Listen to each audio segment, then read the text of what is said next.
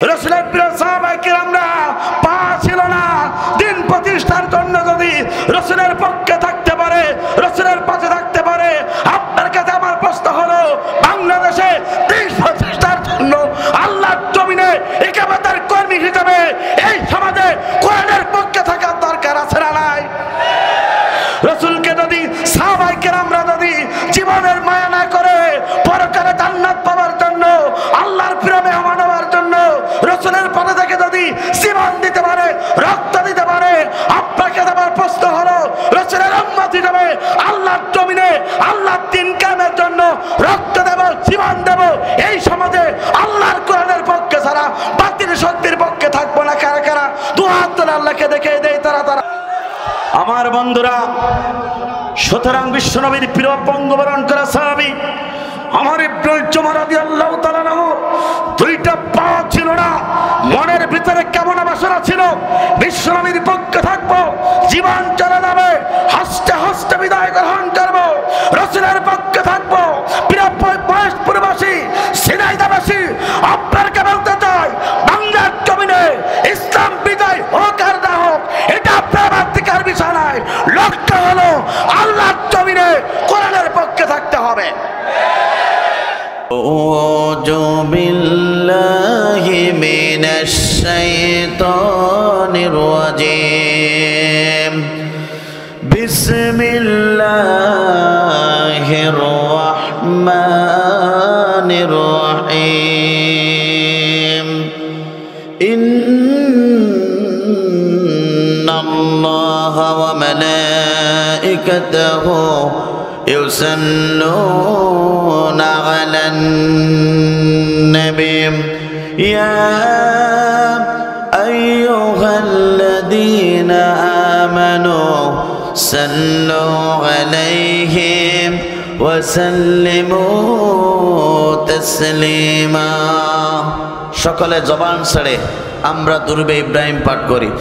আল্লাহুম্মা সাল্লি আলা মুহাম্মাদিন ওয়া আলা আলি মুহাম্মাদ কামা সাল্লাইতা আলা ইব্রাহিম ওয়া আলা আলি ইব্রাহিম ইন্নাকা হামিদুম মাজিদ।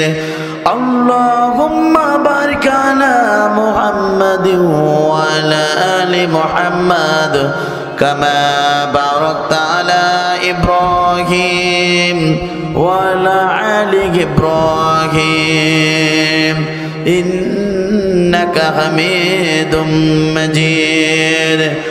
রব্বি জিদনি ইলমা, রব্বি জিদনি ইলমা, রব্বি জিদনি ইলমা, রব্বি ইশরাহ লি সাদরি ওয়া ইয়াসসির লি আমরি واحلل عقدة من لساني يفقهوا قولي ربي زدني علما ربي زدني علما ربي اشرح لي صدري ويسر لي أمري واحلل عقدة من لساني يفقهوا قولي হাজারো ব্যথা বেদনার পরে ফিরে আসনি তুমি আপন ঘরে,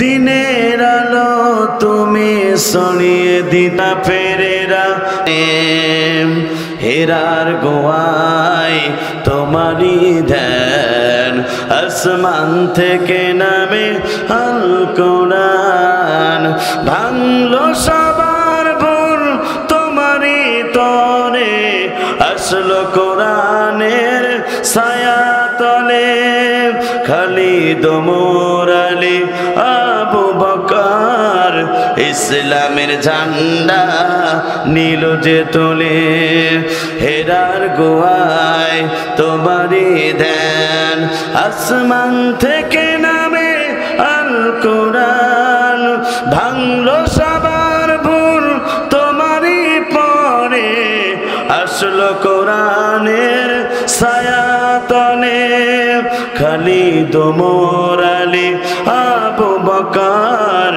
ইসলামের ঝান্ডা নীল যে তুলে, রুজির করি লা ইলাহা ও লা ইলাহা সুবহানাল্লাহ আলহামদুলিল্লাহ লা ইলাহা আসমানে আল্লাহ জমিনে আল্লাহ হায়াতে আল্লাহ মাউতে আল্লাহ লা ইলাহা ও সুবহানাল্লাহ আলহামদুলিল্লাহ লা ইলাহা কুরআন আমাদের সংবিধান ওরাও সবাই তার বিজয় নিশান কথা বলুন ঠিক না বেঠিক আপনার আমার সংবিধানের নাম কি কারা কারা মুসলমান দুহাত তুলে একটু আল্লাহকে দেখান আমরা জাতিতে মুসলমান আমাদের জীবন গ্রন্থ নাম হচ্ছে আল্লাহর কোরআন আমাদের অবশ্যই আল্লাহ আমাদের নেতা হচ্ছে জনাবে মুহাম্মদ রাসূলুল্লাহ সাল্লাল্লাহু আলাইহি সাল্লাম কথা বলুন ঠিক না বেঠিক আমাদের অবশ্যই আল্লাহ আমাদের নেতা হচ্ছে জনাবে মুহাম্মদ রাসূলুল্লাহ সাল্লাল্লাহু আলাইহি সাল্লাম আর মুসলমানদের জীবন গ্রন্থ নাম হচ্ছে আল্লাহর কোরআন কথা বলুন ঠিক না বেঠিক কিছুদিন আগে আমরা দেখতে পেরেছিলাম ফ্রান্সের সরকারের প্রধানমন্ত্রী ম্যাক্রো বিশ্বনবীকে নিয়ে কটূক্তি করেছিল বাংলাদেশের তৌহিদি জনতারা টেকনাফ থেকে তেতুলিয়া রূপসা থেকে পাথুরিয়া সুন্দরবন থেকে বান্দরবন প্রত্যেক ট্যাংসির মুসলমানেরা মাথায় কাপড়ের কাপড় বেঁধে গোটা পৃথিবীতে বিশ্বনবীর পক্ষে স্লোগান দিয়েছিল আমরা সেই নবীর উম্মত কথা বলুন ঠিক না বেটে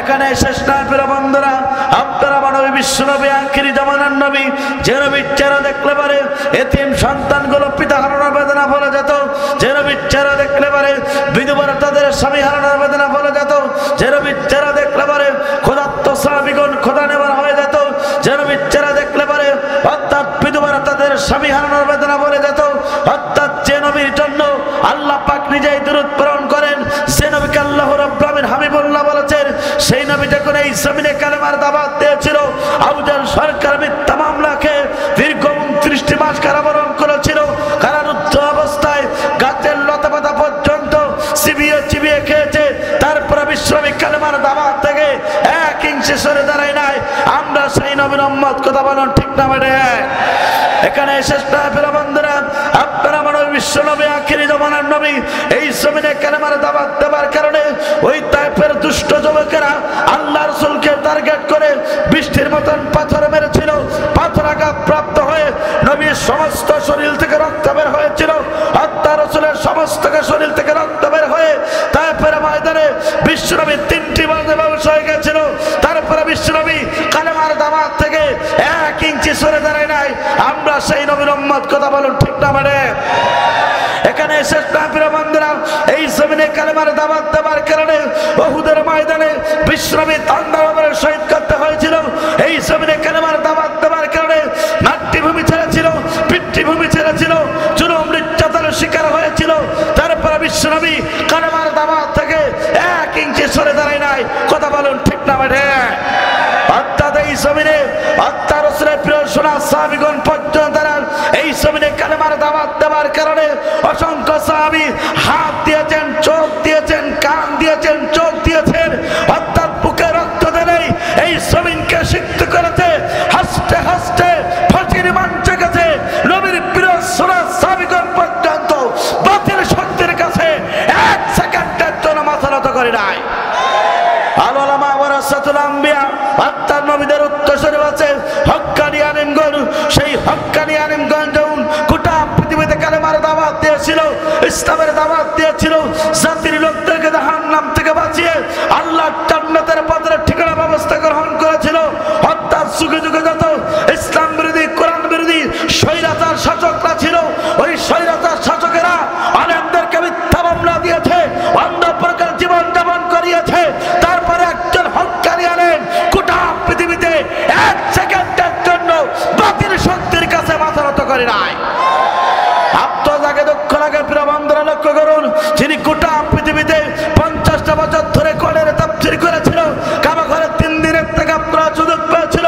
2 রাকাত নামাজ পড়ার সুযোগ পেয়েছিল 4 ঘন্টা কোরআনের তাফসীর শুনে হাজার হাজার ইহুদি নাস্তিকরা কালেমা পড়ে মুসলমান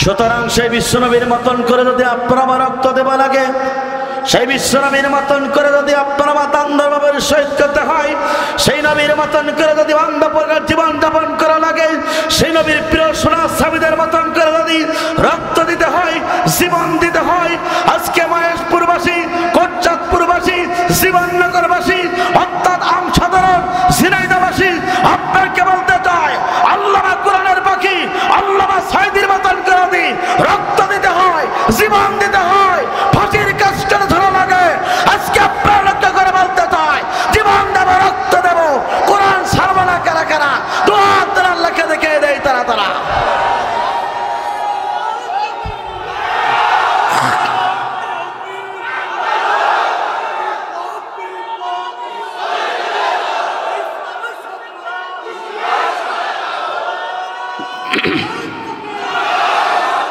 কোরআন আমাদের সংবিধান,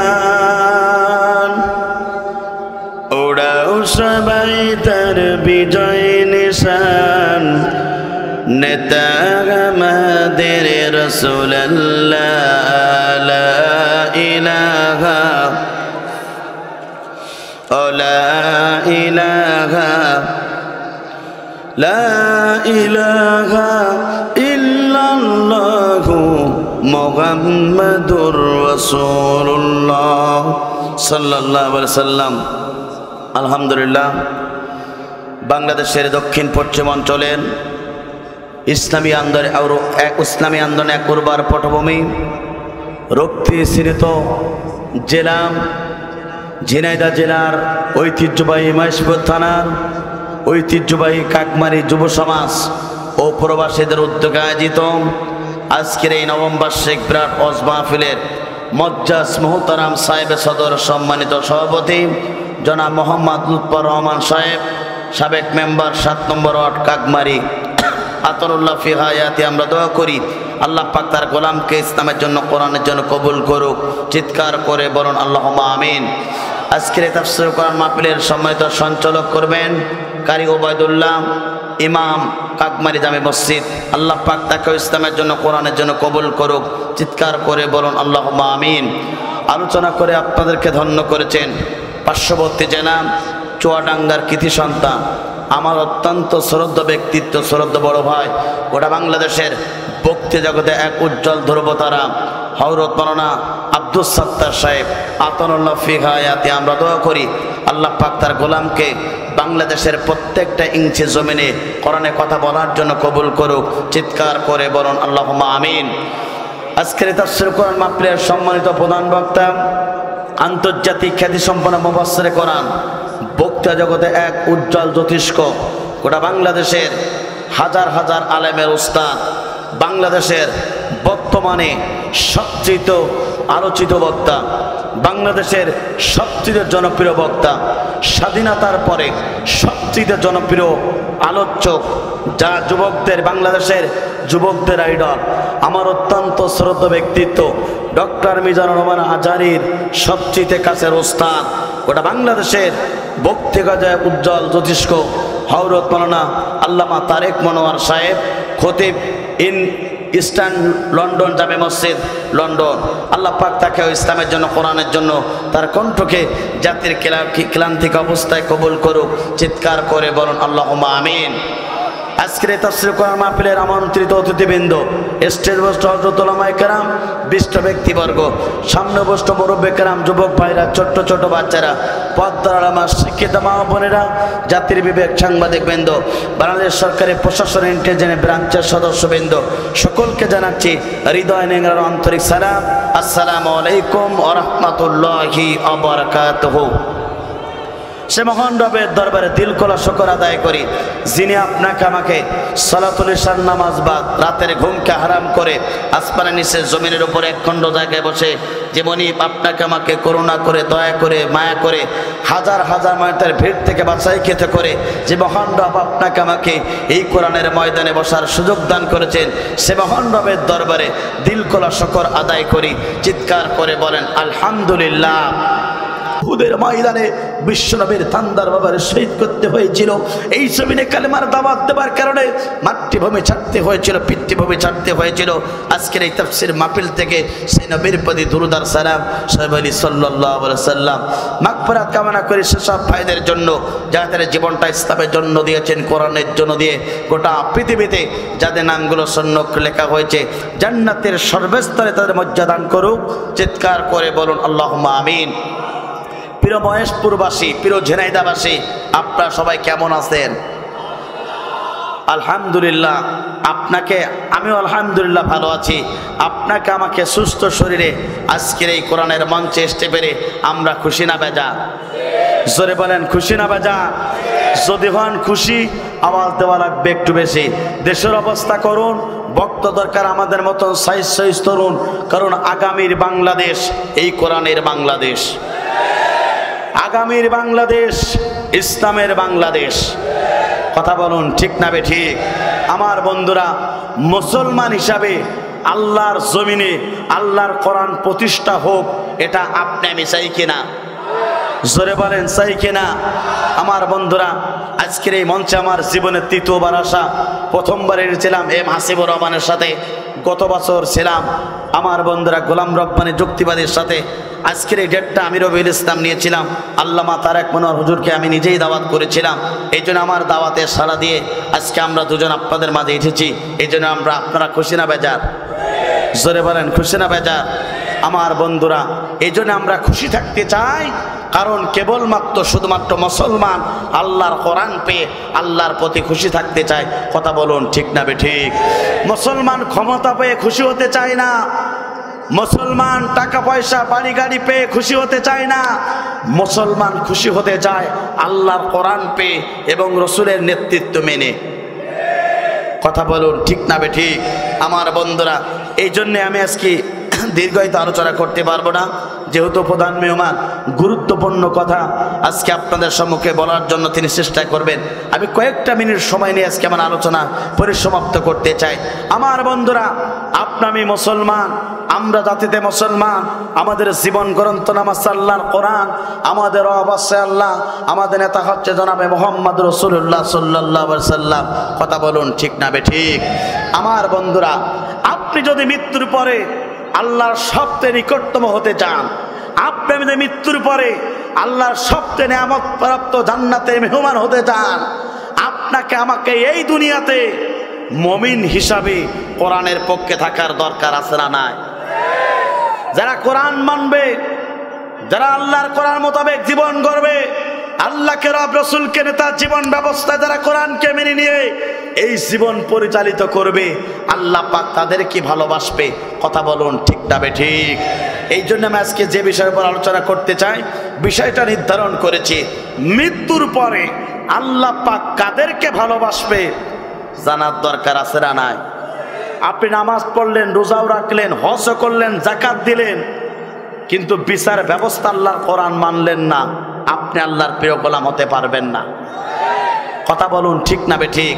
আপনি নামাজ পড়লেন, রোজা রাখলেন, হজও করলেন, কিন্তু আল্লাহর জমিনে আল্লাহর কোরআন প্রতিষ্ঠা হোক এটা আপনি চাইলেন না, আপনি আল্লাহর নৈকট্য হাসিল করতে পারবেন না। আপনি নামাজ পড়লেন, রোজাও রাখলেন, কিন্তু বাস্তব জীবনে অর্থাৎ আপনার ব্যক্তিক জীবন থেকে শুরু করে আন্তর্জাতিক জীবন পর্যন্ত কোরআন মানতে পারলেন না, আপনি আল্লাহর জান্নাতে প্রবেশ করতে পারবেন না। এই জন্য মুসলমান হিসাবে আল্লাহর কোরআন মানতে চান কারা কারা? দুহাত ধরে আল্লাহকে দেখিয়ে দেন তারা তারা। লিল্লাহে তাকবীর, লিল্লাহে তাকবীর। হাত নামান। আমার বন্ধুরা, বিশ্বনবী আপনার আমার নবী, আখিরি জামানার নবী। আমি আগেই বলেছি বিস্তারিত কথা বলতে পারবো না আজ। আমার বন্ধুরা, আপনার আমার নবী, বিশ্বনবী, আখিরি জামানার নবী, যে নবীকে মান মর্যাদা এই দুনিয়াতে সবচেয়ে বেশি দিয়েছেন তিনি কে? জোরে বলেন তিনি কে? তিনি চাইলে উহুদ পাহাড়কে আল্লাহ রাব্বুল আলামিন স্বর্ণ করে দিতেন। নবী যা চাইতেন আল্লাহ পাক তাই দিতে আল্লাহ পাক তার নবীর জন্য সেটা উৎসর্গ করতেন। কিন্তু বিবেকের কাছে প্রশ্ন করেন একটিবারের জন্য, আল্লাহর নবী এই জমিনে এই কালেমার দাওয়াত দেওয়ার কারণে শরীর থেকে রক্ত বের হয়েছিল। কথাগুলো বোঝার জন্য চেষ্টা করবেন। নবী চাইলে আল্লাহ পাক রসুলকে সব দিয়ে দিতেন, কিন্তু নবী এই দুনিয়াতে দ্বীনের দাওয়াত দিলেন, কালেমার দাওয়াত দিলেন। রসুলের শরীর থেকে রক্ত বের হলো, রসুল মিথ্যা মামলাকে দীর্ঘ 29 মাস কারাবরণ করলো। কারারুদ্ধ অবস্থায় দুনিয়ার সমস্ত খাবারগুলোকে বন্ধ করে দেওয়া হয়েছিল। এই নবী দুনিয়াতে কালেমার দাওয়াত দেওয়ার কারণে নিজের দান্দার বাবার শহীদ করতে হয়েছিল, কিন্তু যে নবী হেঁটে গেলে আকাশের চন্দ্রগুলো ছায়া প্রদান করতে, কথা বলুন ঠিক না বেঠে আমার বন্ধুরা। সুতরাং বিশ্ব নবী এই দুনিয়াতে এসেছিলেন, দুনিয়ার যত জীবন ব্যবস্থা আছে সমস্ত জীবন ব্যবস্থাকে ডাস্টবিনে ফেলাই দিয়া আল্লাহর জমিনে আল্লাহর দ্বীন প্রতিষ্ঠা করে আল্লাহর নৈকট্য হাসিল করেছিল। আপনার আমার নবী বিশ্ব নবী আখেরি জামানার নবী যদি এই কাজ করে আল্লাহর নৈকট্য হাসিল করতে পারে, আপনি আমি বিশ্ব নবীর উম্মত হিসাবে এই জমিনে কালেমার পক্ষে, হকের পক্ষে, আল্লাহর জমিনে আল্লাহর দ্বীন কায়েমের পক্ষে থাকার দরকার আছে না নাই? জোরে বলেন আছে না নাই? রসুল যদি তসবিহ নিয়ে জায়নামাজ দিয়ে যদি ঘরে পড়ে থাকতেন, রসুলকে দান্দার বাবার শহীদ করতে হতো না। রসুল যদি অর্থাৎ কোরআন তেলাওয়াত যদি বাড়িতে বসে বসে করতেন, রসুলের পরবর্তী আঘাত প্রাপ্ত হতে হতো না, শরীর থেকে রক্ত ঝরাতে হতো না। কিন্তু বিশ্ব নবী এই জমিনে কালেমার দাওয়াত দেওয়ার কারণে, আনাকিমুদ্দিন দ্বীন কায়েমের দাওয়াত দেওয়ার কারণে ওই কাফেররা বিশ্ব নবীকে জুলুম নির্যাতন করেছিল। আপনি আমি বিশ্ব নবীর উম্মত পরিচয় দেবেন, দুনিয়াতে মৃত্যুর পরে আল্লাহ রসুলের সুপারিশ পাবেন, কিন্তু আল্লাহ নবী যে কাজগুলা করেছেন আপনি আমি সেই কাজগুলা করার দরকার আছে না নাই? জোরে বলেন আছে না নাই? আমার বন্ধুরা তাহলে লক্ষ্য করুন, এই কোরআনটা কেন আসলো? আপনি আমি যদি এই কোরআনের কাছে প্রশ্ন করি, পৃথিবীর সমস্ত উত্তরগুলো ব্যর্থ হয়ে যাবে। আপনি আমি যখন এই কোরআনের কাছে প্রশ্ন করব, দুনিয়ার সমস্ত প্রশ্নগুলো ব্যর্থ হয়ে যাব, কিন্তু এই কোরআনের কাছে প্রশ্ন করলে এই কোরআন সঙ্গে সঙ্গে আপনার উত্তরটা দিয়ে দেবে। একবার জোরে জোরে বলুন আল্লাহু আকবার। এটা আমার কথা, মহাগ্রন্থ আল কোরআনুল কারীমের কথা। আল্লাহ পাক বলেন আলিফ লাম রা কিতাবুন আনসালনাহু ইলাইকা লিতুখরিজান নাসা মিনাজ-যুলুমাতি ইলান নূর। চিৎকার করে বলুন আল্লাহু আকবার। আল্লাহর পক্ষ থেকে জিবরাইলের মাধ্যমে বিশ্বনবীর প্রতি কোরআনটা নাজিল হলো। কারণটা হলো গোটা পৃথিবীতে যত প্রকার অন্ধকার পথ আছে, গোটা পৃথিবীতে যত প্রকার অন্ধকার মতদর্শ আছে, গোটা পৃথিবীতে যত প্রকার অন্ধকার পথ এবং মত আছে, সমস্ত পথ এবং মতকে দুই পা মারিয়ে ডাস্টবিনে ফেলাই দিয়া আল্লাহর জমিনে আলোকিত একটি সমাজ তৈরি করার জন্য 1400 বছর আগে আল্লাহ নবীর প্রতি আল্লাহ পাক কোরআন নাজিল করেছিলেন। কথা বলুন ঠিক না বেঠিক? আল্লাহ নবী কেমন একটা জামানায় আল্লাহ পাক প্রেরণ করেছিলেন, যে জামানাটা ছিল আয়ামে জাহিলিয়াতপূর্ণ সমাজ, যে সমাজে নারী কোনো সতীত্ব গ্যারান্টি ছিল না, জোর জার ছিল, এলাকার বউ সব তার ছিল, জোর জার ছিল, সম্পদগুলো সব তার ছিল। এমন একটা আয়ামে জাহিলিয়াতপূর্ণ সমাজ, যে সমাজে ভাই ভাইকে হত্যা করত সম্পদের জন্য, একজন মানুষ আরেকজন মানুষকে দিনে দুপুরবেলা হত্যা করত। ও এমন একটা আয়ামে জাহিলিয়াতপূর্ণ সমাজে আল্লাহ নবীকে আল্লাহ পাক প্রেরণ করেছিলেন। বিশ্বনবী অর্থাৎ এই পৃথিবীতে আসলেন, 40টা বছর ধরে এই কোরআনবিহীন দ্বীনের দাওয়াত দিলেন। কোনো প্রকার সমাজে পরিবর্তন হলো না, কিছুই হলো না। 40 বছর হয়ে গেল, আল্লাহ নবীর প্রতি কোরআনটা নাজিল হয়ে গেল। কোরআন দিয়ে বিশ্বনবী যেই দাওয়াতে কাজ শুরু করলেন, আয়ামে জাহিলিয়াতপূর্ণ সমাজটা পরিবর্তন হয়ে গেল। অর্থাৎ যে নারীর সতীত্ব গ্যারান্টি ছিল না, কোরআন আসার পরে সেই নারীর সতীত্ব গ্যারান্টি চলে আসলো। মারামারি, কাটাকাটি, হানাহানি সব বন্ধ হয়ে গেল আমার বন্ধুরা। সুতরাং বিশ্বনবী 40টা বছর ধরে কোরআনবিহীন দাওয়াতি কাজ করলেন, কোনো পরিবর্তন আনতে পারলেন না, আলোকিত সমাজ তৈরি করতে পারলেন না। বিশ্বনবীর প্রতি কোরআনটা নাজিল হয়ে গেল, কোরআন দিয়ে দাওয়াতি কাজ শুরু হয়ে গেল। গোটা পৃথিবীর অন্ধকার সমাজ পরিবর্তন হয়ে আলোকিত সমাজ তৈরি হয়ে গেল। কথা বলুন ঠিক না বেঠিক আমার বন্ধুরা? সুতরাং কোরআন আসলো অন্ধকার আচ্ছন্ন সমাজটাকে পরিবর্তন করে আলোকিত সমাজ তৈরি করার জন্য। আমার বন্ধুরা, এদেশের মুসলমানেরা 16টি বছর ধরে অন্ধকারে নিমজ্জিত ছিল। এদেশের মুসলমানেরা 16টি বছর ধরে আয়ামে অর্থাৎ 16টি বছর পরে জালিম মুক্ত হয়েছে, স্বৈরাচার মুক্ত হয়েছে। বর্তমানে যদি এই কোরআন দিয়ে যদি ব্যক্তিগত জীবন থেকে শুরু করে আন্তর্জাতিক জীবন পর্যন্ত কোরআন দিয়ে যদি সেট আপ হয়ে যায়, অন্ধকার সমাজটা পরিবর্তন হয়ে যাবে। এই জন্য আপনার আমার জীবনটা সুন্দর করার জন্য এই কোরআনের কাছে ফিরে আসার দরকার আছে না নাই? জোরে বলেন আছে না নাই? কোরআনের কাছে আসবে যারা, দুনিয়াতে চোর থাকবে, বাটপার থাকবে, ইয়াবাখোর থাকবে, মক্কর থাকবে, কোরআনের কাছে এসেছে যারা, দুনিয়াতে ভালো হয়েছে তারা। কথা বলুন ঠিক না বেঠিক? আমার বন্ধুরা, এই কোরআন আপনাকে জাহান্নামের পথ থেকে বাঁচাবে। এই কোরআনের পক্ষে থাকলে আপনি দুনিয়ার সমস্ত ক্ষতি থেকে বাঁচবেন। আর আপনি যদি এই কোরআনটাকে ডাস্টবিনে ফেলাই দিয়া মানব প্রসিত আইন দিয়ে নিজের ব্যক্তিগত জীবন থেকে শুরু করে আন্তর্জাতিক জীবন পর্যন্ত সাজান, আপনি আমি মৃত্যুর পরে জাহান্নাম ছাড়া আপনার কপালে কিছুই জুটবে না। এই জন্য আপনার জীবনটা, ব্যক্তিগত জীবনটা শুরু করে আন্তর্জাতিক জীবনটা পর্যন্ত কোরআন মোতাবেক সেট করার দরকার আছে না নাই? জোরে বলেন আছে না নাই? আমার বন্ধুরা, কোরআন নাজিল হলো অন্ধকার থেকে জাতির লোকদেরকে আলোকিত পথ দেখানোর জন্য। আমার বন্ধুরা, বর্তমানে আপনি আমি যদি এই কোরআনের পক্ষে থাকতে পারি, এ আয়ামে জাহেলিয়তপূর্ণ সমাজটা পরিবর্তন হবে কোরআন দিয়ে। কথা বলুন ঠিক না বেঠিক? আমার বন্ধুরা, এই যে সিদ্ধান্ত আপনার মুসলমান হিসাবে, এই জীবনে বাঁচবেন যতদিন আল্লাহর কোরআনের পক্ষে থাকতে হবে ততদিন। এই জীবনে বাঁচবেন যতদিন আল্লাহর দ্বীন কায়েমের পক্ষে থাকতে হবে ততদিন। এই জীবনে বাঁচবে যতদিন বিশ্বনবী এই সমাজে কোরআন প্রতিষ্ঠার জন্য কাজ করেছেন। আপনার আমার নবী বিশ্বনবী, আখিরি জামানার নবী, আল্লাহর জমিনে কোরআন প্রতিষ্ঠার কাজ করেছেন। আপনি আমি বিশ্বনবীর উম্মত হিসাবে আল্লাহর জমিনে আল্লাহর দ্বীন কায়েমের পক্ষে কাজ করতে হবে। জি চাচা, ইনশাল্লাহ হয়ে যাবে। আমার বন্ধুরা, এই জন্য সিদ্ধান্ত আপনার, জীবনে বাঁচবেন যতদিন কোরআন ছাড়া কি আপনার জীবনটাকে আপনি কি সাজাতে পারবেন? জোরে বলেন পারবেন না? আমার বন্ধুরা, তাহলে সিদ্ধান্ত নিতে হবে। সময় সংক্ষিপ্ত, এই জন্য সিদ্ধান্ত নিতে হবে। এই দুনিয়াতে বাঁচবেন যতদিন আল্লাহর কোরআনকে আপনাকে মেনে নিতে হবে, কোরআন মোতাবেক জীবন গড়তে হবে। কুল্লু নাফসিন যায়িকাতুল মাউত, প্রত্যেক মানুষকে মৃত্যু স্বাদ গ্রহণ করতে হবে।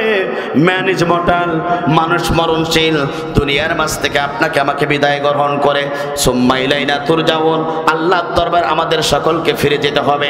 সুতরাং কেউ দুনিয়াতে বেঁচে থাকবো না, দুনিয়ার জীবনটা পরিসমাপ্ত হয়ে যাবে। আজরাইল আলাইহিস সালাতু ওয়াস সালাম যেদিন ডাক দেবে আপনাকে দুনিয়ার মাঝে বিদায় গ্রহণ করে, কোটি টাকার মালিক থাকুন, ফকির থাকুন, রিক্সা চালক থাকুন, আর ভ্যান চালক থাকুন, ব্যবসায়ী থাকুন, দুনিয়ার যত চেয়ারম্যান, মন্ত্রী, এমপি থাকুক না কেন, সব কিছু রেখে আপনাকে আমাকে আল্লাহর দরবারে ফিরে যেতে হবে।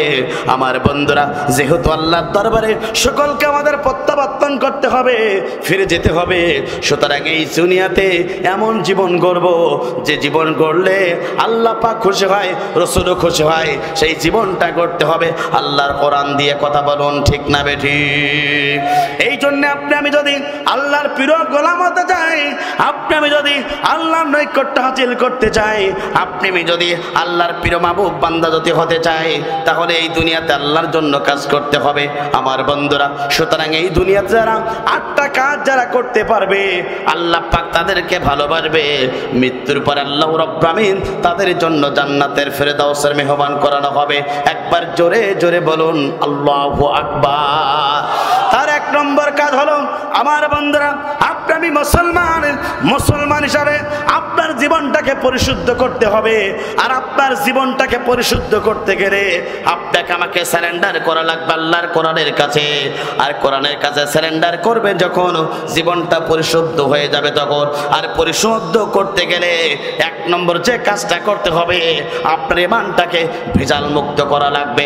কথা বলুন ঠিক না বেঠিক? দুনিয়ার যত যা কিছু আছে, সমস্ত সব কিছুর ভিতরে ভেজাল আছে। ভেজাল মুক্ত যদি আপনি জিনিস যদি তৈরি করতে চান, খাঁটি জিনিস আপনাকে করতে হবে। আর আপনি আমি যদি আল্লাহর প্রিয় গোলাম হতে চান, তাহলে আপনাকে খাঁটি মুমিন হওয়া লাগবে, ঈমান আনতে হবে। সেই ঈমানটা আনতে হবে দুনিয়ার কোনো মানুষের প্রতি নয়, সেই ঈমানটা আনতে হবে কেবলমাত্র শুধুমাত্র একমাত্র আল্লাহর প্রতি। একবার জোরে জোরে বলুন আল্লাহু আকবার। সেই মহানরা বলতেন, বান্দা শুনে রাখো, পরিসমাপ্ত অর্থাৎ পরিশুদ্ধ ঈমান যারা আনতে পারবে, আমি রব্বুল আমিন তাদেরকে ভালোবাসবো। একবার জোরে জোরে বলুন আল্লাহু আকবার। আল্লাহ পাক সেটাও কোরআনুল কারীমের ভিতরে সুন্দরভাবে ঘোষণা করলেন, ইন্নাল্লাযীনা আমানু ওয়া আমিলুস সলিহাতি কানাত লাহুম জান্নাতুল ফিরদাউসি নুজুলা। চিৎকার করে বলুন আল্লাহু আকবার। আল্লাহ পাক বলেন, নিশ্চয় যারা আমার প্রতি সঠিকভাবে ঈমান আনতে পারবে আর দুনিয়াতে ভালো ভালো কাজ করতে পারবে, এই দুইটা সত্য যারা পূরণ করতে পারবে, আমি আসমানের মালিক জমিনের মালিক জানিয়ে দিচ্ছি, বান্দা শুনে রাখো, মৃত্যুর পর আমি রব্বুল আমিন তোমাদেরকে ভালোবাসবো। আর ভালোবেসে তোমাদের জন্য সবচেয়ে বড় জান্নাত, জান্নাতের ফেরেদাউসের মেহমান আমি রব্বুল আমিন তোমাদের জন্য বরাদ্দ করব। একবার জোরে জোরে বলুন আল্লাহু আকবার। এরপর আল্লাহ পাক বলছেন, বান্দা শুনে রাখো, শুধু এখানেই শেষ নয়। ওই মুমিন ব্যক্তিগুলো যখন দুনিয়ার কোনো তাফসীর মাহফিলে চলে যায়, মুমিন ব্যক্তিগুলো যখন দুনিয়ার কোনো তাফসীর মাহফিলে বসে যায়, মুমিন ব্যক্তিগুলো দুনিয়ার কোনো কোরআনের সমাবেশে বসে যায়, ওদের সম্মুখে যখন কোরআন থেকে তাফসীর করা হয়, কোরআন থেকে আলোচনা শোনানো হয়, মুমিন ব্যক্তির জীবনে সবচেয়ে বড় দুইটা বড় উপকার হয়। একবার জোরে জোরে বলুন আল্লাহু আকবার। এটা আমার কথাটা মহাগ্রন্থ আল কোরআনুল কারীমের কথা। আল্লাহ পাক বলেন, ইন্নামাল মুমিনুনা আল্লাযীনা ইযা যুকিরাল্লাহু ওয়াজিলাত কুলুবুহুম ওয়া ইযা তুলিয়াত আলাইহিম আয়াতুহু জাদাতুহুম ঈমানাও ওয়া আলা রাব্বিহিম ইয়াতাওয়াক্কালুন। আল্লাহ পাক বলেন, বান্দা শুনে রাখো, ইমানদারদের সম্মুখে যখন কোরআনের কথা বলা হয়, ইমানদারদের সম্মুখে যখন বিশ্বনবীর হাদিস থেকে আলোচনা শোনানো হয়, ইমানদারের এক নম্বর উপকার হলো, যতটুকু ইমান নিয়ে তারা কোরআনের তাফসীর মাহফিলে বসে গেল, এই কোরআনে আলোচনা শোনার কারণে, বিশ্বনবীর জীবন থেকে হাদিসের আলোচনা শোনার কারণে এক নম্বর মুমিনদের ইমান আস্তে আস্তে বৃদ্ধি পেয়ে যায়। একবার জোরে জোরে বলুন আল্লাহু আকবার। দ্বিতীয় নাম্বার হলো, ওই মুমিন ব্যক্তি দুনিয়ার কোন জালিমের কাছে মাথা নত করে না, দুনিয়ার কোন স্বৈরাচারের কাছে মাথা নত করে না। মুমিন যারা হবে, কেবলমাত্র শুধুমাত্র একমাত্র তারা আল্লাহর প্রতি ভরসা করে। একবার জোরে জোরে বলুন আল্লাহু আকবার। কুল ইন্না সালাতি ওয়া নুসুকি ওয়া মাহইয়ায়া ওয়া মামাতি লিল্লাহি রাব্বিল আলামিন।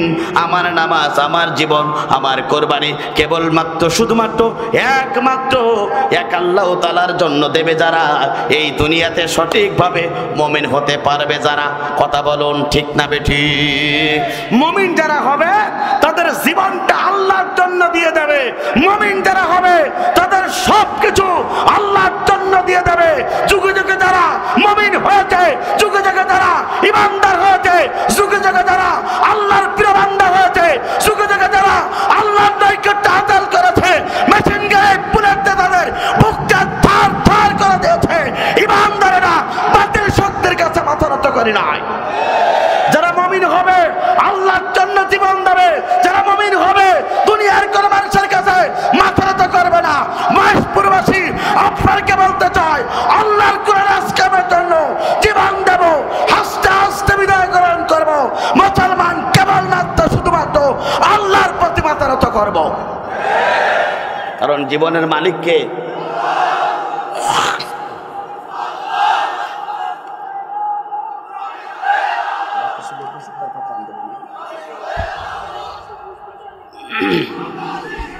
আমার বন্ধুরা, আমার বন্ধুরা, ইমানদার যারা হয়েছে তারা মানুষের কাছে মাপ পর্যন্ত চায় না। ওই জালিমরা বলেছিল, এদেশের কয়েকজন ইমানদারের আপনারা প্রতিচ্ছবি দেখেছেন, ইমানদারদেরকে বলা হয়েছিল তোমরা আমাদের কাছে মাথা নত করো, আমাদের কাছে ক্ষমা চাও, আমাদের কাছে মাপ চাও, তোমাদেরকে ক্ষমা করে দেওয়া হবে, মাপ করে পর্যন্ত দেওয়া হবে। ওই ইমানদারেরা আল্লাহর প্রতি ভরসা করে আল্লাহর প্রতি মানে বলেছিল শোনো শোনো শোনো, জীবনের মালিক আল্লাহ, হায়াতের মালিক আল্লাহ। জীবনের মৃত্যুর ফয়সালা হয় জমিন থেকে হয় না, মৃত্যুর ফয়সালা আসমান থেকে হয়। আসমান থেকে যদি কবুল হয়ে যায় হাসতে হাসতে বিদায় গ্রহণ করব। কোন বাতিলের কাছে ইমানদারেরা এক সেকেন্ডের জন্য মাথা নত করতে পারি না। যুগে যুগে রাসূলের প্রিয় সাহাবায়ে কেরামদের দিকে তাকান। খাব্বাব, খুবাইব, বিশ্বনবীর প্রিয় সোনার সাহাবীগণ যারা প্রাথমিক যুগে ইসলাম কবুল করতে পারে নাই, বাস্তবতায় পরবর্তীতে ইসলাম কবুল করেছে, কালেমা গ্রহণ করেছে। খাব্বাবকে কষ্ট দেওয়া হয়েছে, খুবাইবকে সমস্ত অঙ্গ প্রত্যঙ্গ কেটে কেটে বিচ্ছিন্ন করা হয়েছে। রাসূলের প্রিয় সাহাবী খুবাইব পর্যন্ত বাতিল শক্তির কাছে মাথা নত করে নাই। যারা ইমানদার হয় বাতিলের কাছে কি মাথা নত করে? সুতরাং আপনাকে আমাকে প্রথম নম্বর সিদ্ধান্ত, আমি ইমানদার হতে চাই, আমি আল্লাহর প্রিয় গোলাম হতে চাই, আমি আল্লাহর নৈকট্য হাসিল করতে চাই। সেটা হবে সঠিকভাবে ঈমান আনতে হবে। কার প্রতি? জোরে বলেন, কার প্রতি? আমার বন্ধুরা, সুতরাং সিদ্ধান্ত আপনাকে নিতে হবে। ইমানদার যারা হবে তারা বাতিলের কাছে মাথা নত করবে না। রাসূলের প্রিয় সাহাবায়ে কেরাম পর্যন্ত মাথা নত করি নাই। আপনিও কি রাসূলের প্রিয় সাহাবের মতন করে এই দুনিয়ার কোন জালিমের কাছে মাথা নত করতে চাই না? কথা বলুন, ঠিক না বেঠি? আমার বন্ধুরা, রাসূলের প্রিয় সোনার সাহাবীগণ তারা এই পৃথিবীতে তারা সঠিকভাবে ঈমান গ্রহণ করেছে, মৃত্যুর আগ পর্যন্ত সঠিকভাবে তারা ঈমানের রাস্তায় চলেছে। আমার বন্ধুরা লক্ষ্য করুন, নবীর একজন প্রিয় সাহাবী ছিল, প্রাথমিক যুগে তিনি ইসলাম কবুল করতে পারে নাই, কালেমা গ্রহণ করতে পারে নাই। নবীর একজন প্রিয় সাহাবী ছিল, জন্মের সূত্রে তিনি কাফির ছিলেন, প্রাথমিক যুগে তিনি কাফের ছিলেন, পরবর্তীতে তিনি ইসলামের দাওয়াত পেলেন, কালেমার দাওয়াত পেলেন, পরবর্তীতে তিনি ইসলাম কবুল করলেন। আমার বন্ধুরা, কিন্তু তার 3টা সন্তান ছিল, 3টা সন্তান তার আগে ইসলাম কবুল করে কালেমা গড়ে মুসলমান হয়েছিল। একবার জোরে জোরে বলুন আল্লাহু আকবার। নবীর প্রিয় সাহাবী, এই সাহাবীর 3টা সন্তান প্রাথমিক যুগে তার ইসলাম কবুল করেছিল, নিজের স্ত্রী পর্যন্ত ইসলাম কবুল করেছিল, রাসূলের দ্বীনের দাওয়াত পেয়েছিল, ইসলাম কবুল করে মুসলমান হয়ে গেল। অনেক দিন অতিবাহিত হয়ে গেল, 3টা সন্তান নিজের বাবার কাছে আসলো। রাসূলের এই প্রিয়তম সাহাবী, নাম তার ছিল আমর ইবনুল জামু রাদিয়াল্লাহু তাআলা আনহু। তার 2টা পা নষ্ট ছিল, পঙ্গবরণকারী সাহাবী ছিলেন, তার 2টা পা নষ্ট ছিল, 2টা পা প্যারালাইসিসের রোগী ছিলেন। রাসূলের প্রিয় সাহাবী আমর ইবনুল জামু রাদিয়াল্লাহু তাআলা আনহু প্রাথমিক যুগে ইসলাম কবুল করতে পারে নাই, পরে তিনি ইসলাম কবুল করেছিলেন, কালেমা গ্রহণ করেছিলেন, ইসলাম কবুল করলেন, কালেমা গ্রহণ করলেন, কালেমা গ্রহণ করার পরে মুসলমান হয়ে গেলেন। আমার বন্ধুদের পরদক্ষ করুন কি হলো, ইসলাম কবুল করলো, কালেমা গ্রহণ করলো, তার এক মুহূর্তে 3টা সন্তান নিজের বাবাকে বললেন, আব্বা জান, আপনি যে পথে আছেন মৃত্যুর পরে আপনি জাহান্নামে যাবেন, আমি যে পথে, আপনি যে পথে আছেন মৃত্যুর পরে আপনার জীবনটা জাহান্নামে ছাড়া আল্লাহর জান্নাত আপনার কপালে জুটবে না। ও আমার আব্বা জান, ইসলাম কবুল করেন, কালেমা গ্রহণ করেন, মুসলমান হয়ে যান, তাহলে মৃত্যুর পর আপনি আল্লাহর জান্নাত প্রাপ্ত হতে পারেন। সঙ্গে সঙ্গে 3টি সন্তানের কথা শুনে আমার বন্ধুরা একটু নিস্তব্ধ হয়ে গেলেন। কিছুদিন অতিবাহিত হয়ে গেল, নিজের সন্তানদের কথা শুনে সঙ্গে সঙ্গে রাসূলকে বললেন, 3টা সন্তানকে লক্ষ্য করে বললেন, আমার 3টা সন্তান শুনে রাখো, আমি আর দেরি করতে চাই না, তোমরা আমাকে নবীর দরবারে নিয়ে চলো, আমি নবীর হাতে হাত রেখে মুসলমান কালেমা পড়ে মুসলমান হতে চাই। একবার জোরে জোরে বলুন আল্লাহু আকবার। নবীর প্রিয় সাহাবী আমর ইবনুল জামু রাদিয়াল্লাহু তাআলা আনহু, আমার বন্ধুরা, এই কথা যখন 3টা সন্তানকে বললেন, 3টা সন্তান নিজের বাবাকে নিয়ে গেলেন নবীর কাছে।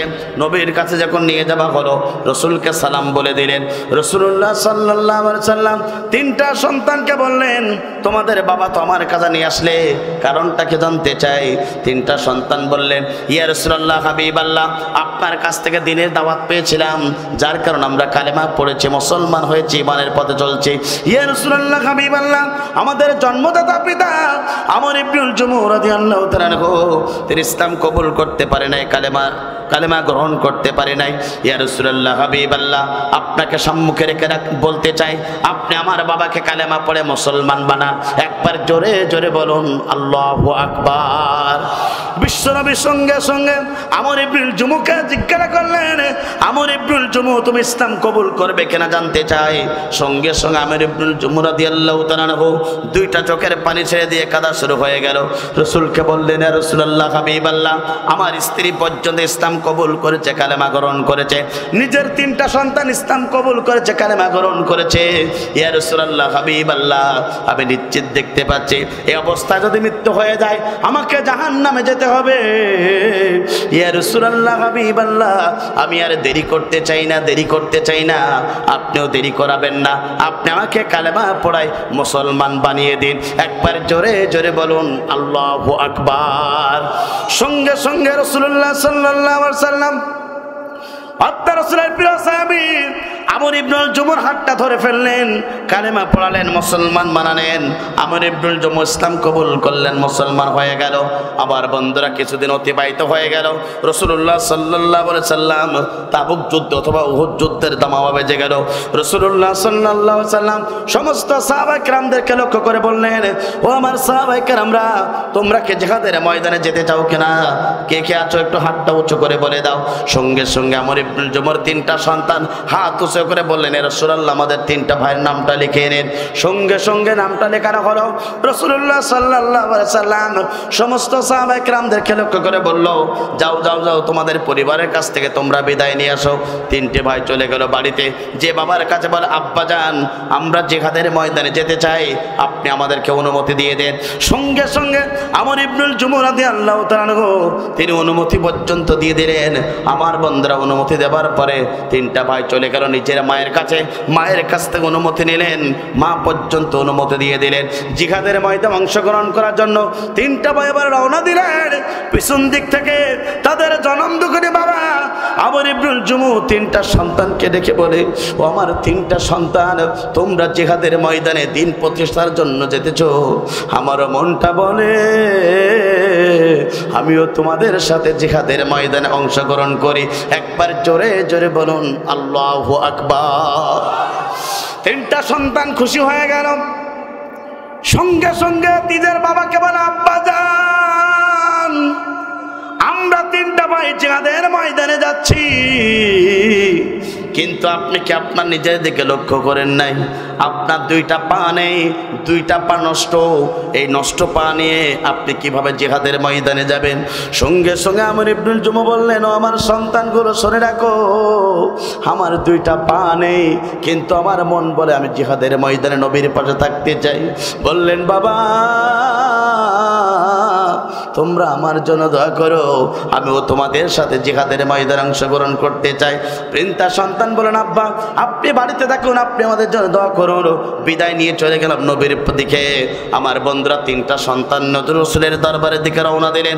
সন্ধ্যা হয়ে গেল, ঈশার নামাজ আদায় করলেন রাসূলের প্রিয় সাহাবী আমর ইবনুল জুমু।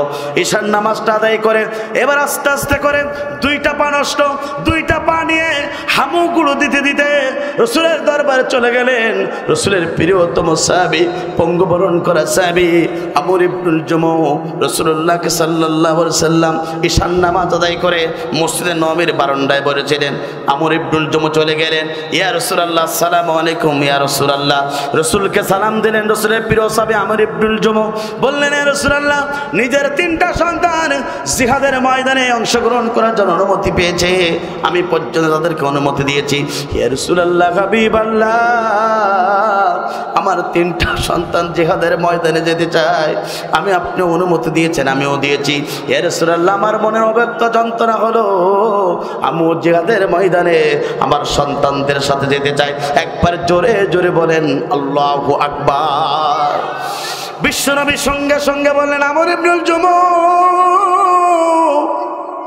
আমি তোমার অনুমতি দিলাম, কিন্তু তোমার দুইটা পা নষ্ট, এই দুইটা পা নিয়ে কিভাবে জিহাদের ময়দানে অংশগ্রহণ করবে? সঙ্গে সঙ্গে আমার বন্ধুরা আমর ইবনুল জুমা বললেন, রাসূলুল্লাহ হাবিবাল্লাহ, আপনি যখন জিহাদের ময়দানে অংশগ্রহণ করবেন আপনার তো বডিগার্ড লাগে। ইয়া রাসূলুল্লাহ, আমি আপনার বডিগার্ড হিসেবে কাজ করব। কাফের আপনাকে যখন টার্গেট করে বৃষ্টির মতন পাথর মারবে, ইয়া রাসূলুল্লাহ, নিজের বুকটাকে আগলে ধরবো, সমস্ত তীরগুলো বুকের উপরে লাগবে, দুনিয়ার মাঝ থেকে আমি বিদায় গ্রহণ করব। ইয়া রাসূলুল্লাহ, আপনি নিরাপদ থাকবেন, আমার জীবনের কামনা বাসনা হচ্ছে এটাই। একবার জোরে জোরে বলুন আল্লাহু আকবার। রাসূলুল্লাহ 10 জন অর্থাৎ দেহরক্ষী ছিল, আমর ইবনুল জুমকে দিয়ে 11 জন, 3টা সন্তান জিহাদের ময়দানে চলে গেল। বড় সন্তান অসংখ্য কাফেরদেরকে দুনিয়ার মাঝ থেকে জাহান্নামে পাঠাতে হঠাৎ করে একজন কাফেরের রাঙ্গা তরবারি আঘাতে নিজের বড় সন্তানের কাল্লা বরাবর একটা কোপড়ে গেল। নিজের বড় সন্তান দুনিয়ার মাঝ থেকে শহীদ হিসেবে আল্লাহর দরবারে চলে গেল। কিছুক্ষণ পরে মেজ সন্তান অসংখ্য কাফেরদেরকে দুনিয়ার মাঝ থেকে বিদায় গ্রহণ করাতে জাহান্নামে পাঠাতে হঠাৎ করে একজন কাফের রাঙ্গা তরবারি আঘাতে নিজের মেজ সন্তানের কাল্লা বরাবর একটা কোপড়ে গেল, তিনি পর্যন্ত শহীদ হয়ে গেল। আমার বন্ধুরা, রাসূলের পাশে 10 জন ওই দেহরক্ষী ছিল। কাফেররা টার্গেট করে এক একজন সাহাবীকে লক্ষ্য করে তীর মারে, এক একজন সাহাবী দুনিয়ার মাঝ থেকে বিদায় গ্রহণ করে। এইভাবে 1 জন 2 জন 3 জন করতে 10 জন দেহরক্ষী দুনিয়ার মাঝ থেকে আল্লাহর মেহমান হিসেবে চলে গেল। একবার জোরে জোরে বলুন আল্লাহু আকবার। শেষ পর্যন্ত থাকলাম রাসূলের সেই পঙ্গবরণ করা সাহাবী আমর ইবনুল জুম থাকলেন। দেখলেন কাফেররা রাসূলকে টার্গেট করে পাথর তীর মারে, নিজের বুকটাকে আগলে ধরলেন, এক এক করে তীর দেহের ভিতরে ঢোকে, আল্লাহু আকবার বলে চিৎকার করে এইভাবে 1টা 2টা 3টা করোনায় কোনো বর্ণনের চেয়ে 30টা 40টা 7টা পর্যন্ত অর্থাৎ তার দেহেতে তীর ভেদ করে দুনিয়ার মাঝ থেকে রাসূলের প্রিয় সাহাবী চলে গেলেন। আমার বন্ধুরা, নবীর প্রিয় সাহাবীর পা ছিল না, কিন্তু রাসূলের পাশে দিন প্রতিষ্ঠায় ছিলেন। কথা বলুন ঠিক না বেঠিক? প্রিয় মহেশপুরবাসী, রাসূলকে যদি রাসূলের প্রিয় সাহাবায়ে কিরামরা পা ছিল না, দিন প্রতিষ্ঠার জন্য যদি রাসূলের পক্ষে থাকতে পারে, রাসূলের পাশে থাকতে পারে, আপনার কাছে আমার প্রশ্ন হলো, বাংলাদেশে দিন প্রতিষ্ঠার জন্য আল্লাহর জমিনে ইকামতের কর্মী হিসেবে এই সমাজে কোরআনের পক্ষে থাকার দরকার আছে না নাই? রাসূলকে যদি সাহাবায়ে কিরামরা যদি জীবনের মায়া না করে পরকালে জান্নাত পাওয়ার জন্য, আল্লাহর প্রিয় মেহমান হওয়ার জন্য রাসূলের পথে থেকে যদি জীবন দিতে পারে, রক্ত দিতে পারে, আপনাকে আমার প্রশ্ন হলো, রাসূলের উম্মত হিসেবে আল্লাহর জমিনে আল্লাহর দ্বীন কায়েমের জন্য রক্ত দেব, জীবন দেব, এই সমাজে আল্লাহর কোরআনের পক্ষে ছাড়া বাতিল শক্তির পক্ষে থাকবো না। কারা কারা দুই হাত তুলে আল্লাহকে দেখে দেয় তারা। আমার বন্ধুরা, সুতরাং বিশ্বনবীর প্রিয় বঙ্গবরণ করা সাহাবী আমার ইবনুল জুম রাদিয়াল্লাহু তাআলা আনহু 2টা পা ছিল না, মনের ভিতরে কেমন বাসনা ছিল, বিশ্বনবীর পক্ষে থাকবো, জীবন চলে যাবে, হাসতে হাসতে বিদায় গ্রহণ করবো, রাসূলের পক্ষে থাকবো। প্রিয় মহেশপুরবাসী, সিনাইদাবাসী, আপনাকে বলতে চাই, বাংলার জমিনে ইসলাম বিজয় হোক আর না হোক, এটা আপনার বার্তিকার বিষয় নয়। লক্ষ্য হলো আল্লাহর জমিনে কোরআনের পক্ষে থাকতে হবে। কোরআনের পক্ষে থাকলে ভালো বাড়বেন তিনি কে? সুতরাং কোরআনের জন্য কি কষ্ট করতে প্রস্তুত আছেন? কারা কারা আছেন? দু হাত তুলে আল্লাহকে দেখান। লিল্লাহে তাকবীর, লিল্লাহে তাকবীর। আমরা এক বেলার ভাত না খেয়ে থাকতে পারি, আমরা 50 টাকার তরকারি 100 টাকা কিনে খেতে পারি, 50 টাকার চাল 100 টাকায় খেতে পারি, কিন্তু সিদ্ধান্ত এটাই, বাংলার জমিনে মুসলমান হিসাবে আল্লাহর কোরআনের বিপক্ষে কেউ যদি দাঁড়ায়, বাংলাদেশের মুসলমানের রক্ত থাকতে তাকে ছেড়ে দিতে পারে না। আমরা এদেশের প্রধানমন্ত্রী হতে চাই না, আমরা এদেশের রাষ্ট্রপতি হতে চাই না, আমরা দেশের ক্ষমতার মাস্তানে যেতে চাই না, আমাদের দাবি হলো ইমানের দাবিতে বিশ্বাস স্থাপন করতে হবে। মুসলমান হিসাবে রান্নাঘর থেকে শুরু করে পার্লামেন্ট পর্যন্ত আল্লাহর কোরআনের রাজ কায়েমের জন্য নয়, কোরআন দিয়ে পার্লামেন্ট চালাতে হবে, আর কোনো দাবি নেই। যদি কোরআন পার্লামেন্টে প্রতিষ্ঠিত হয়, এদেশের কেউ দুর্নীতি করে দেশের টাকা লুট করে বেগম পাড়ায় বাড়ি বানাতে পারবে না। কোরআন যদি পার্লামেন্টে প্রতিষ্ঠা হয়, এদেশের একজন পর্যন্ত মেয়ে তার ইজ্জত 50 টাকার জন্য নষ্ট করতে পারবে না। আমার বন্ধুরা, দাবি আমাদের একটাই, মুসলমান হিসাবে রাষ্ট্র ব্যবস্থা আল্লাহর কোরআন দরকার। কথা বলুন ঠিক না বেঠিক? বিচার ব্যবস্থা যদি সঠিক বাংলাদেশে হতো, কোরআনের পাখি আল্লামা সাঈদীর রক্ত দেওয়া লাগতো না। আমরা জাতির শ্রেষ্ঠ সন্তানকে হারিয়েছি। এই বাংলার জমিনে কোরআন দিয়ে যদি পার্লামেন্ট চলতো, কোরআনের শ্রেষ্ঠ তাফসীর করো, গোটা বাংলাদেশের সম্পদ নয়, গোটা পৃথিবীর সম্পদ। কোরআনের পাখি আল্লামা সাঈদীকে হত্যার সাহস পর্যন্ত পেত না। সুতরাং 16টি বছর ধরে মিথ্যা মামলা দিয়ে, 13টি বছর ধরে অন্ধ প্রকাশ্যে জীবন যাপন করিয়ে কোরআনের পাখি আল্লামা সাঈদীকে দ্বারা অন্যায়ভাবে হত্যা করে বাংলার জমিন থেকে বিদায় গ্রহণ করানো। মুসলমানের দাবি হচ্ছে ওই হত্যাকারীর বিচার কোরআন দিয়ে বাংলাদেশে হোক। চান কারা কারা? দুহাত তারা আল্লাহকে দেখে দেন তারা তারা। লিল্লাহে তাকবীর। আমার কাছে এবার আপনাদের দাবি হলো, আসলে কানায় কানায় পরিপূর্ণ আজকের এই ময়দান, এই জনস্রোত প্রমাণ করে আগামীর বাংলাদেশ। জোরে বলেন না কেন? এই জনস্রোত প্রমাণ করে আগামীর বাংলাদেশ কোরআনের বাংলাদেশ। এই জনস্রোত প্রমাণ করে আগামীর পৃথিবী ইসলামের পৃথিবী। এক নাস্তিকের বাচ্চা চলে গেছে, এক জালিম চলে গেছে। মুসলমানদের রক্ত থাকতে বাংলার জমিনে আর কোন জালিমকে ক্ষমতার বাস্তাতে মুসলমান বসাতে চায় না। কথা বলুন ঠিক না বেঠিক? এখন আপনার যদি জলে মনে করতে হবে তুমি ক্ষমতা মস্তানে গেলে তুমি জালিমকারী হবা, আর যদি না জলে ঠান্ডা হয়ে বসে থাকবা। কথা বলুন ঠিক না বেঠিক? আমার বন্ধুরা, সুতরাং কানায় কানায় পরিপূর্ণ আজকে ময়দান, যদি একটু সুযোগ করে দেন আপনাদের ভাইদের বসার, আপনার কোনো কষ্ট হবে? আমার বন্ধুরা, যে কথা বলছিলাম, তাহলে 1 নম্বর, রসুলের প্রিয় সাহাবায়ে কেরামরা দিনের জন্য কষ্ট করেছেন, ঈমান বাঁচিয়ে রেখেছেন। কথা বলুন ঠিক না বেঠিক? আপনি যদি আল্লাহর প্রিয় গোলাম হতে চান, ঈমান সঠিকভাবে আনার দরকার আছে না নাই? জোরে বলেন আছে না নাই? আমার বন্ধুরা, 2 নম্বর, আপনি যদি আল্লাহর প্রিয় গোলাম হতে চান, আপনি যদি আল্লাহর নৈকট্য হাসিল করতে চান, 2 নম্বর কাজ আপনাকে দুনিয়াতে করতে হবে, যে কাজ বিশ্বনবী, আপনার আমার নবী, আখিরি জামানার নবী এই পৃথিবীতে করেছেন। আপনি আমি নবীর উম্মত হিসাবে এই দুনিয়াতে সেই কাজ করতে হবে, তাহলেই আল্লাহর প্রিয় গোলাম হওয়া যাবে। কথা বলুন ঠিক না বেঠিক? সেই কাজটা হলো রসুলের কাছে সবচেয়ে জীবন ব্যবস্থা ছিল আল্লাহর কোরআন।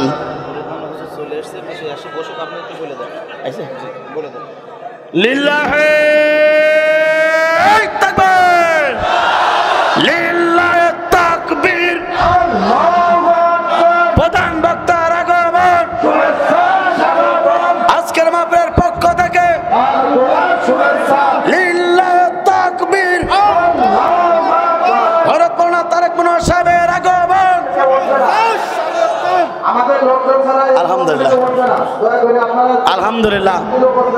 আমার বন্ধুরা, আজকের মাহফিলের সম্মানিত প্রধান তাফসীর কারক, গোটা বাংলাদেশের বক্তৃতা জগতে এক উজ্জ্বল ধ্রুবতারা, বাংলাদেশের সম্পদ নয়, গোটা বিশ্ববাসীর সম্পদ, গোটা বিশ্ববাসীর সম্পদ, উম্মতের শ্রেষ্ঠ সন্তান, কোরআনের পাখি আল্লামা সাঈদীর পরে বাংলাদেশের সবচেয়ে জনপ্রিয়তার অর্থাৎ তাফসীর কারক সুন্দরভাবে যিনি করেন, তিনি হচ্ছে আজকের তাফসীর মাহফিলের প্রধান আলোচক হযরত মাওলানা আল্লামা তারেক মনোয়ার সাহেব। কথা বলুন ঠিক না বেঠিক?